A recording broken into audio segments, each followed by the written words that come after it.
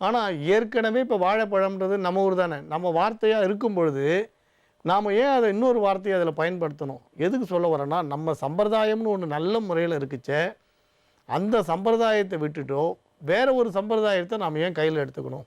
நம்ம சம்பிரதாயத்தில் குறை இருக்கா அப்படின்னு விஞ்ஞான ரீதியாக பார்த்தீங்கன்னா, உட்கார்ந்து சாப்பிட்றது நம்ம சம்பிரதாயப்படி கையில் எடுத்து சாப்பிட்றது நல்லதா, இல்லை ஒரு 100 பேர் 200 பேர் 500 பேர் சாப்பிட்ட ஸ்பூனில் சரியாக கூட அலம்பாமல் கொண்டு வந்து அப்படியே போட்டு பலன்னு தொடச்சி வச்சா அதில் சாப்பிட்றது நல்லதா? இப்படி நிறைய விஷயங்கள் பார்த்திங்கன்னா சாப்பிட்றதுல ஆரம்பித்து நிறைய சொல்லிக்கிட்டே போகலாம். ஒரு சபையில் நம்ம உட்கார்ந்து சாப்பிட்றோன்னா, நீங்கள் சாப்பிட்டு முடிச்சிட்டிங்க அப்படின்னா எழுந்துக்கலாமா கூடாதானா சாஸ்திரம் என்ன சொல்கிறது? நமக்கு 2 பக்கமும் வலது பக்கம் இடது பக்கம் 2 பக்கம் இருக்க பெரியவர்கள்கிட்ட நான் சாப்பிட்டாச்சு எழுந்துக்கிட்டான்னு ஒரு உத்தரவு கேட்டுட்டு அப்புறம் எழுந்துக்கணுமா, ஒரு சொல்லிவிட்டு அதுக்கப்புறம் எழுந்துக்கணும், அதுதான் நல்ல முறை அப்படின்வா. இப்போ நீங்கள் கல்யாண வீட்டில் உங்களுக்கு ஏதோ ஒரு பொறுப்பு கொடுத்துருக்கா, இல்லை விருந்து நடக்கிற இடத்துல உங்களுக்கு ஒரு பொறுப்பு இருக்குது, ஆனால் பசின்னு உட்காந்து சாப்பிட்றீங்க. உடனே ஒருத்தர் கூப்பிட்றா, சீக்கிரம் வாப்பா சமையல் கட்டுக்கின்றா. நீங்கள் என்ன பண்ணுறீங்க, அவசரமாக சாப்பிட்டுட்டீங்க. நீங்கள் போனால் தான் அந்த வேலை நடக்கும். அப்போ என்ன பண்ணுவீங்க? அப்போ 2 பக்கம் உட்காந்துருக்க பெரியவர்கிட்ட நான் எழுந்துக்கிட்டேன் அப்படின்னு ஒரு வார்த்தை மரியாதைக்கு சொல்லிவிட்டு அதுக்கப்புறம் எழுந்து போனோம்னு சாஸ்திரம் சொல்கிறது. அப்படி அவகிட்ட உத்தரவு வாங்கிட்டு எழுந்து போகும்பொழுது அந்த பாபங்கள் நம்மளை தொடாது அப்படின்னு சொல்கிறது. இப்போ நம்ம கல்யாண வீடுகளில் டைனிங் டேபிளில் வயசானவாளை தள்ளிட்டு கிடன்னு உள்ளே போய் உட்காந்துடுறோம். வயசானவா எங்கே இடம் கிடைக்கும்னு பார்த்துட்டே இருப்பா. அதுக்குள்ளே நம்ம உட்காந்து சாப்பிட்டு எழுந்து வந்துடும். அது வேறு, அந்த மாதிரி செய்யக்கூடாதுன்னு சாஸ்திரம் சொல்கிறது. வயது முதிர்ந்தவர்களுக்கு முதல்ல நம்ம இடம் கொடுக்கணும்னு சொல்கிறது. அது எதுக்கு? இதில் இன்னொரு விஷயம் அடங்கியிருக்கு. முக்கியமான விஷயம் என்னென்னா, இப்போ இந்த வீடுகள்லையும் இதே மாதிரி தான் சம்பிரதாயத்தில் அண்ணனுக்கு கல்யாணம் ஆளை வச்சுக்கோங்க. இப்போ வீட்டில் ஒரு 4 பேர் இருக்கும்போது அண்ணனுக்கு கல்யாணம் ஆலைன்னா தம்பிக்கு பண்ணலாமா அப்படின்னு ஒரு சங்கடம் இருக்குது. சில வீடுகளில் பார்த்திங்கன்னா அண்ணனுக்கு கல்யாணம் ஆலை, அதேமாரி தம்பிக்கு வரன் வந்துடுது. அண்ணனுக்கு கல்யாணம் ஆலையே தம்பிக்கு பண்ணால் என்ன பண்ண, வரன் கூட நிச்சயத்துக்கு கூட ரெடியாக இருப்பான், பண்ணலாமான்னு ஒரு சங்கடம் இருந்துருக்கும். சாஸ்திரம் என்ன சொல்கிறது? அதுக்கெல்லாம் பிராய்ச்சித்தம் உண்டு. இப்போ தம்பிக்கு 34 வயசாகுது, அண்ணனுக்கு 38 வயசாகி போச்சு. சின்ன வயசில் எல்லாருக்கும் வயசாகி போச்சு. அந்த நிலையில் தம்பிக்கு ஒரு நல்ல வாழ்க்கை வரும்போது தம்பி கல்யாணத்தை பண்ணிடணும். அண்ணனுக்கு பண்ண வேண்டிய கல்யாணத்தை அப்புறம் பண்ணலாம். அப்போ அதுக்கு பிராய்ச்சித்தம்னு ஒன்று சொல்கிறான். அதனால் எப்பயுமே நம்ம சபை சம்பிரதாயங்களை விட்டுடக்கூடாது. அதேமாதிரி அண்ணனுக்கு 40 வயசாகி போச்சுன்னா, தம்பிக்கு 38 வயசாகி போச்சுன்னா இன்னும் அண்ணனுக்கு நடக்கட்டும்னு தள்ளக்கூடாது. ஏன்னா ஏதோ ஒரு காரணத்தில் அண்ணன் பண்ணிக்க மாட்டேன்றார். அப்போ என்ன பண்ணுவீங்க? பீஷ்மர் இருக்கார், நான் நித்திய பிரம்மச்சாரின்னு சங்கல்பம் பண்ணி சத்தியம் பண்ணிட்டார். அது மாதிரி சிலர் பண்ணிக்கவே கூடாதுன்னு தீர்மானத்தில் இருக்கும்போது மற்றவாளோட வாழ்க்கையை நம்ம பாதிக்கக்கூடாது. ஒருவேளை அவர் பின்னால் மனசு மாறினா கல்யாணம் பண்ணி வைக்கலாம். பண்ணிக்கவே மாட்டேன்னு சொல்லும்போது அடுத்தடுத்து தம்பி இருப்பா, தங்க இருப்பா, நிறைய பேர் இருப்பா. அதனால் ஒரு ரயில் வண்டி ஒரு பொட்டி நின்ற மாதிரி எல்லா பொட்டியும் நிற்கிற மாதிரி இல்லாமல் அடுத்தடுத்து இருக்கக்கூடிய வாழ்க்கையை பார்க்கணும். அதனால் அண்ணனுக்கு திருமணம் ஆகாத சூழ்நிலை வரும்பொழுது, இல்லை அவர் விரும்பாத போது, அவருக்கு வரன்கள் அமையாத போது அடுத்து இருக்கவாளுக்கு கட்டாயம் நம்ம பண்ணிடணுமே தவிர திருமணம்ன்ற ஒரு நல்ல நிகழ்வை ஏதாவது ஒரு காரணம் காட்டி தள்ளி வைக்கவே கூடாது. இப்போ ஜோதிட ஆன்மீக கேள்விக்கு போகலாம். ஜி தமிழ் தொலைக்காட்சி நேயர்களுக்கு வணக்கம். ஒளிமயமான எதிர்காலம் நிகழ்ச்சி மூலமா ஓம்காரம் பகுதியில் சந்திக்கட்டில் சந்தோஷம். உங்களுடைய வாழ்க்கையில் ஏற்படும் பிரச்சனைகளுக்கு தீர்வு காணவும், மென்மேலும் வளர்ச்சி பெறவும், ஜாதக ரீதியான சந்தேகங்களுக்கு விடை காணவும் யோக ஆஞ்சநேயர் சக்தி பீடம் அனுமன் உபாசகர் ஜோதிட சிம்மம் திருவல்லிக்கேணி சுவாமி கணன் பட்டாச்சாரியா சப்தரிஷி வாக்கியம் மூலம் உங்களுடைய பிரச்சனைகளுக்கு தீர்வு சொல்லுவார். வணக்கம் சுவாமிஜி. நாராயண. சுவாமிஜி, இன்றைய தினம் எப்படி இருக்கு? என்னென்ன பூஜைகள் நம்ம செய்யலாம்? என்னென்ன ஆன்மீக குறிப்புகள் இருக்குன்னு சொல்லுங்க சுவாமிஜி. ஸ்ரௌதத்மார்த்தாதிகம் கர்ம நிகிலம் ஏனசூத்ரிதம் தஸ்மை சமஸ்த வேதார்த்த விதே விகணசே நமக. வக்ரதுண்ட மகாகாயா சூரியகோடி சமப்பிரபா நிர்விக்னம் குருமே தேவா சர்வகாரேஷு சர்வதாம். யோக பட்டேன பத்தாங்கம் திரிநேத்திரம் சாந்த விக்கிரகம் தியாயே சமஸ்த தோஷக்னம் வாதாத்மஜ மகள் மஷம். கிருஷ்ணம் வந்தே ஜகத்குரு. ஜெயந்தி மங்களாகாளி பத்ரகாளி கபாலினி துர்காஷமா சிவாதாத்ரி சுவாகாசதா நமோஸ்துதே. குரு பிரம்மா குரு விஷ்ணு குருதேவோ மகேஸ்வரகா குரு சாட்சாத் பரம்பிரம்மா தஸ்மை ஸ்ரீ குரவே நமக. அஸ்மத் குருப்பியோ நமக. விகணச மகா குரவே நமக. அனுமன் சுவாமிகள் ஆசிகளுடன்.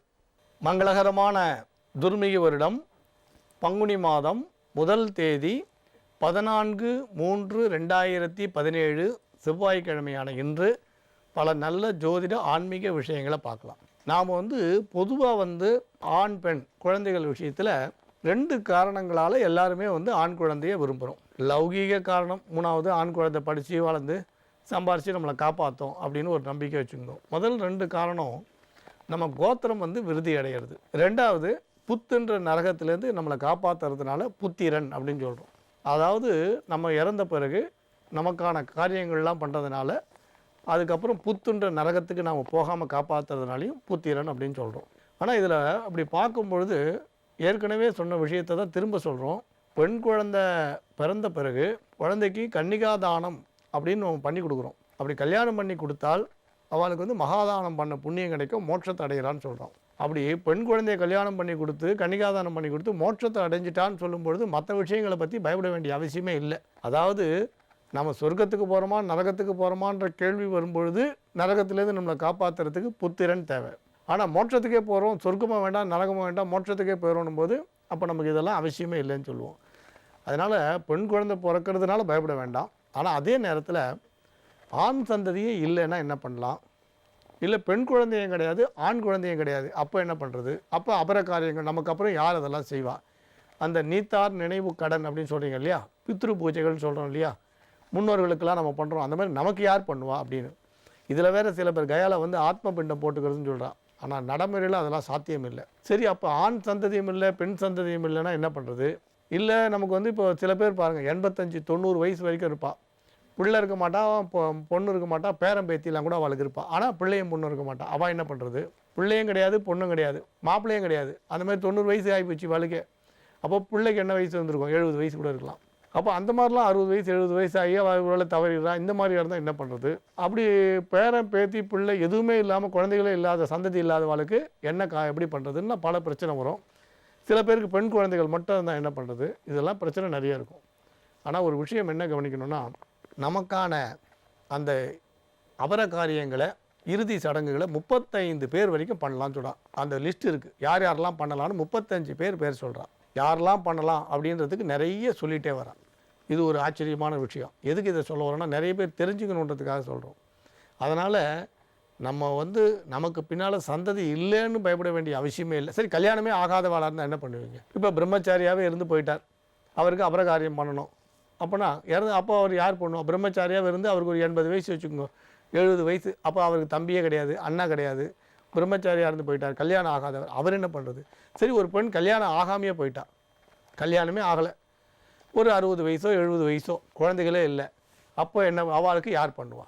அப்போ அவளோட அபரகாரியங்களை யார் பண்ணலான்னா, அவளுக்கு உற்ற தோழியாக இருக்கிறவா பண்ணலான்னு சாஸ்திரம் சொல்கிறது. அந்த 35 பேரில் ஒரு ஆணாக இருந்தால் உற்ற தோழனாக இருக்கிற நண்பர் பண்ணலாம். ஒரு ஆண் இருக்கார் பிரம்மச்சாரியா, கல்யாணம் ஆகாமல் அவருக்கு 70 வயசுல 80 வயசில் தவறிட்டார்னா அவருக்கு உற்ற நண்பர் யாராவது இருந்தால் கட்டாயம் பண்ணலாம். பெண்ணாக இருந்தால் தோழி கூட பண்ணலாம், ஆணாக இருந்தால் இன்னொரு ஆண் இருந்தால் அவரும் பண்ணலாம். சரி, 2 இதை தவிர வேறு யார் பண்ணலாம் அப்படின்னா, அதுக்கும் சாஸ்திரம் சொல்கிறது. ஒருவேளை அவள் சொத்துக்கள் இருந்து அந்த சொத்தை யார் அனுபவிக்கிறாளோ அவளுக்கு அந்த அதிகாரம் உண்டுன்றான். நீங்கள் அந்த காலத்தில் பார்த்தீங்கன்னா கொல்லி போட்டவாளுக்கு தான் சொத்து சேரும்னு கூட சொல்லி கேள்விப்பட்டிருப்பீங்க. கொல்லி போட்டவாளுக்கு சொத்து சேரும். அப்போ சாஸ்திரத்தில் அதுக்கு இடம் இருக்குது. அப்போ சாஸ்திரம் அதை ஒத்துக்கிறது. ஏன்னா எந்த நிலையிலையும் ஒரு பெரிய விஷயத்த சொல்கிறான். இதெல்லாம் சரி, சொத்தே கிடையாது, அப்போ என்ன பண்ணுவீங்க? சொத்து இருந்தால் எல்லாம் சொத்தை சொந்தம் கொண்டாடி போடுவான். சொத்தே கிடையாது, ஒரு கடன்காரனாக இருந்து போயிட்டான், அப்போ என்ன பண்ணுவீங்க? பணமே கிடையாது, வாரிசு இல்லை, கல்யாணம் பண்ணிக்கல, நாடோடி மாதிரி சுற்றிட்டா, எங்கேயோ ஒரு இடத்துல உறவுகளே இல்லாமல் போயிட்டா, அப்போ என்ன பண்ணுறதுன்னா, அதுதான் சாஸ்திரம் சொல்லுது. அநாத பிணங்களை யார் சம்ஸ்காரம் பண்ணுறாளோ அவள் 1000 அஸ்வமேத யாகத்தை பண்ண பலன் கிடைக்கும்னு சொல்கிறான். அநாதை பிணம், பணமும் இல்லை உறவும் இல்லை, அப்போ அதே மாதிரி சந்ததிகளும் இல்லாத இருக்கா பாருங்கள், உறவு சந்ததி பணம் எதுவும் இல்லாமல் இருந்து அந்த பிரேதத்துக்கு சம்ஸ்காரம் பண்ணால் 1000 அஸ்வமேத யாகம் பண்ணால் என்ன பலனோ அந்த பலன் கிடைக்கும், இந்திரலோகத்துக்கு போவான்னு சாஸ்திரம் சொல்கிறது.